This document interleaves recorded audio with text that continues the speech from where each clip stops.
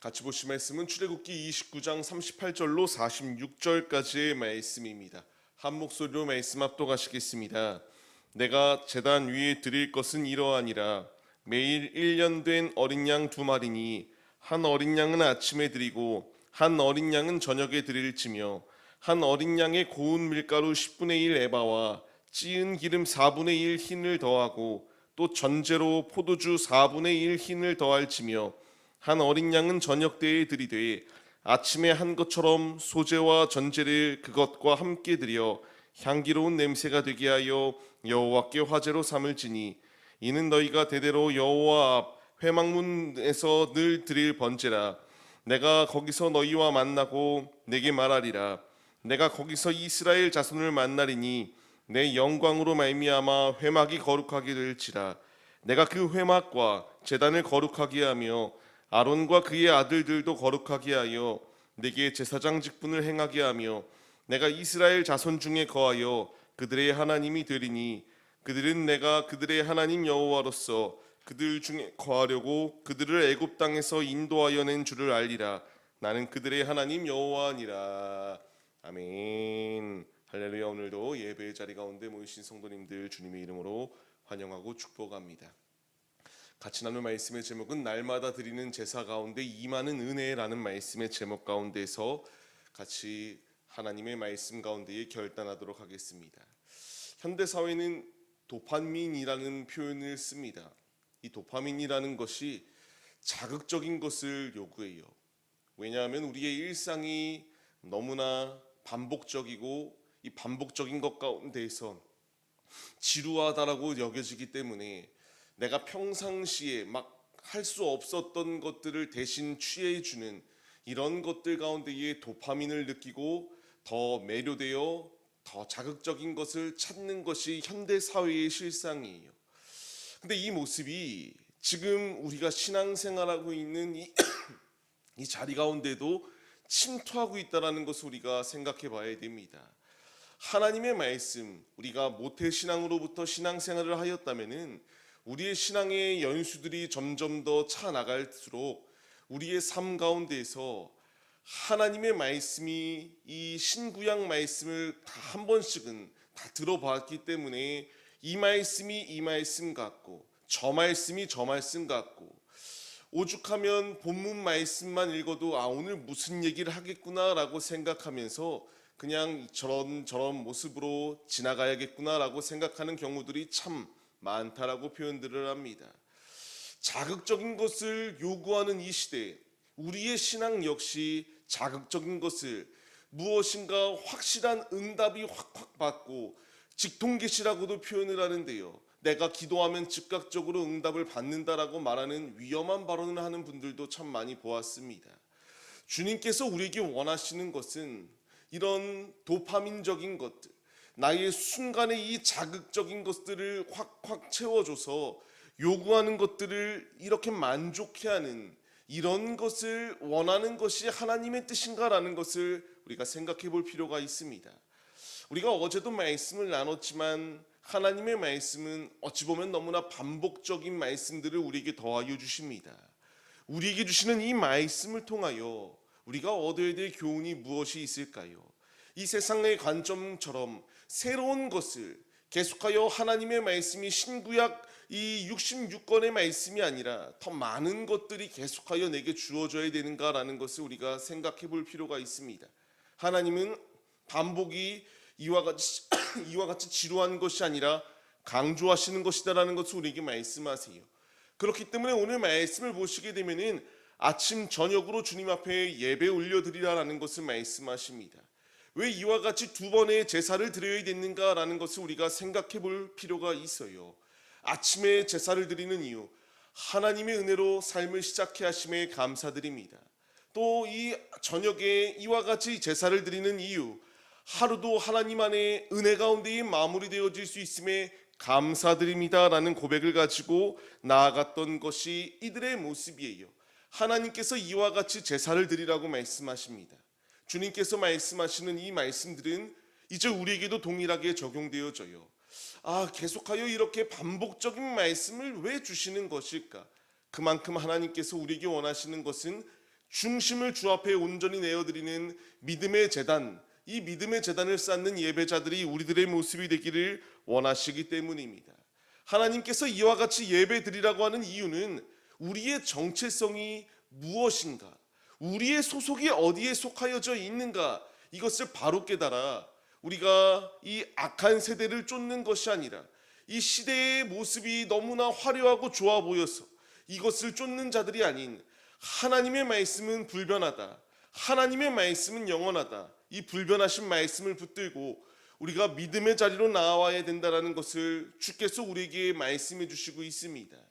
주님께서 우리에게 주시는 이 말씀, 이제 우리가 붙들며 정체성을 바르게 세워서 하나님의 말씀을 지켜나가기 위하여 힘써야 됩니다. 우리는 예배자로 부름을 받았습니다. 언제 어디서나 주님께 예배 올려드리는 예배자들이 되라고 부르셨어요.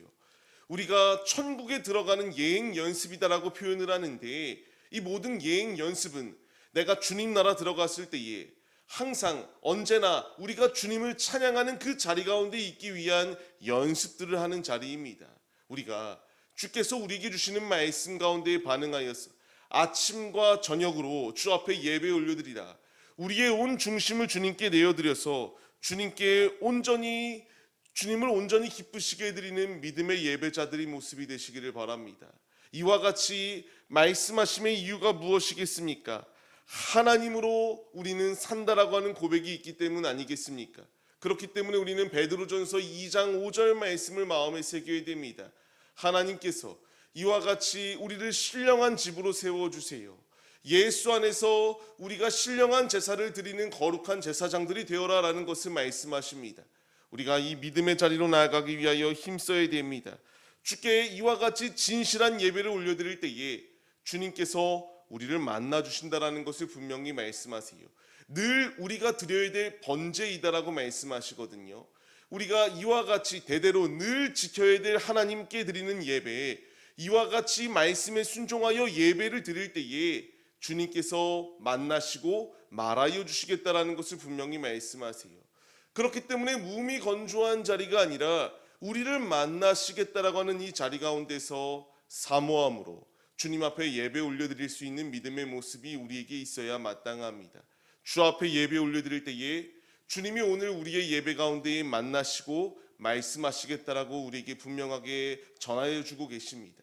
이제 우리가 말씀을 마음에 새겨서 하나님의 음성이 내 안에 심겨지게 하시고 하나님의 뜻을 이루어 나가는 믿음의 도구들이 우리들이 되게 해달라고 하는 이러한 고백이 있어야 마땅합니다. 거듭 말씀드리는 것처럼 우리의 모든 삶의 이유는 하나님을 높여드리기 위하여 우리가 부름을 받았습니다. 늘 우리 마음에 하나님을 품어라. 우리 스스로 거룩해질 수 있는 것도 아니고요, 스스로 완전해질 수도 없습니다.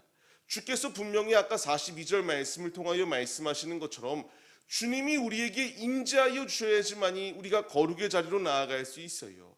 주께서 우리에게 말씀하시는 것처럼 늘 번제를 드려라, 늘 주님과 동행하라. 주님이 주시는 말씀 가운데에 아멘으로 순종하여 믿음의 제단을 쌓음으로 말미암아 하나님께서 우리와 늘 동행하여 주시는 놀라운 은혜를 맛보며 승리의 길로 힘써 나아가시는 우리들의 모습이 되시기를 바랍니다.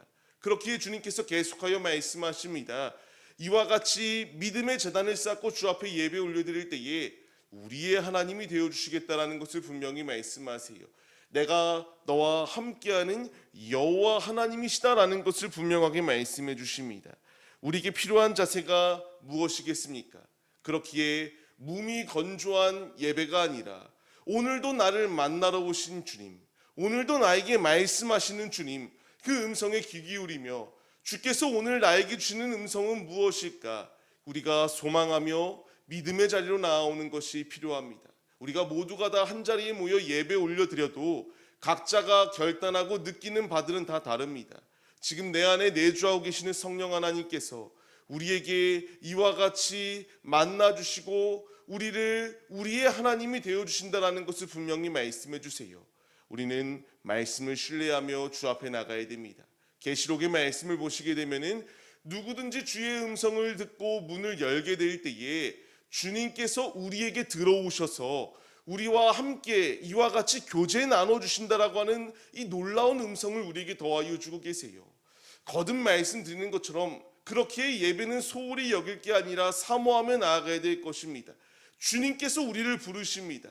주님께서 우리에게 말씀해 주고 계세요. 그 음성에 순종할 때에 주께서 역사해 주시겠다라는 것을 분명히 말씀하십니다. 요한일서의 말씀을 통하여서도 처음 들은 것을 우리 안에 거하게 하라고 말씀하세요.